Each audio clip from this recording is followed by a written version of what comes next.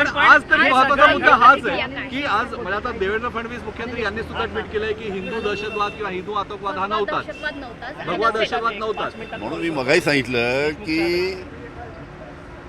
धर्माचा आणि आतंकवादाचा कुठे काही संबंध नाही. आतंकवाद हा आतंकवाद असतो. परंतु पण देशमुख तत्कालीन सरकारवर सुद्धा आरोपी कोण कोर्टाच्या आहेत? निरीक्षणात कडक ताशेरे ओढले गेले अशा प्रकारचं चित्र समोर येतंय. आता संपूर्ण जजमेंट आल्यानंतर व्यवस्थित त्याचं वाचन करून त्याची याबद्दल प्रतिक्रिया देऊ. मकोका रद्द करा, मकोका मागे घ्यावा लागला, UAPA साबित झाला नाही. युएपीए लावणं चुकीचं होतं कोर्ट म्हणतंय. तत्कालीन सरकारने लावलं युएपीए. पुन्हा एकदा तपास यंत्रणांची यंत्रणांची सरकार होतं तुमचं. जाणीवपूर्वक असं आहे, संपूर्ण निकाल वाचल्यानंतर मी त्याच्याबद्दल प्रतिक्रिया देईल.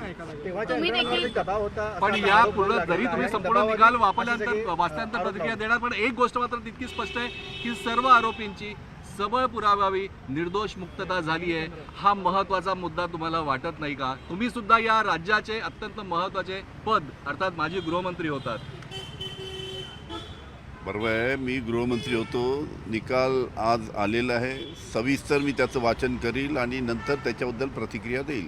पण मग तपास यंत्रणांमध्ये समन्वय नव्हता अशा प्रकारचे कडक आता ताशेरे सुद्धा एक्झॅक्टली ओढण्यात आलेले आहेत. सेशन कोर्टाने काय जजमेंटमध्ये काय म्हटलेलं आहे जे विटनेसेस आहेत ते वाचू तर द्या. पण जे त्यांचं witness- जजमेंट आल्यानंतर वाचन करू सर, आणि मग जे विटनेसेस या- आहेत त्यांची कुठेतरी पिछेहाट झालेली आहे. त्यांनी आपले त्यांनी आपले जबाब बदललेले आहेत. त्यामुळे तपास यंत्रणांवरती दबाव होता. 37 साक्षीदार या पूर्ण प्रकरणामध्ये फितूर झाले असं सरकारी वकिलांनी मागणी केली होती कोर्टाला, पण कोर्टाने मात्र त्या 37 साक्षीदारांची साक्ष महत्वाची ग्राह्य धरली असं दिसून येत आहे. काय सांगाल?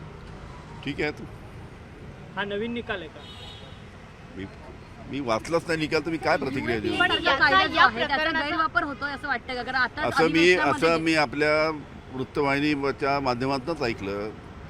त्याच्याबद्दल UAP बद्दल काय म्हटलं आहे, मोकोकाबद्दल काय म्हटलं आहे याचं सविस्तर वाचन तर करू द्या. पण सर पण जनसुरक्षा कायदा आला होता. मग आता वापर केला गेला. या हा, घटनेचा राजकीय दृष्टीनं वापर केला गेला. हिंदू दहशतवाद ही असा टर्मिनॉलॉजी सगळी आणली terminology गेली. आहे. त्याची चर्चा झाली. त्याच्यावरनं बरेच पुसण्याकरताच हा निकाल आहे का? आरोपही झाले.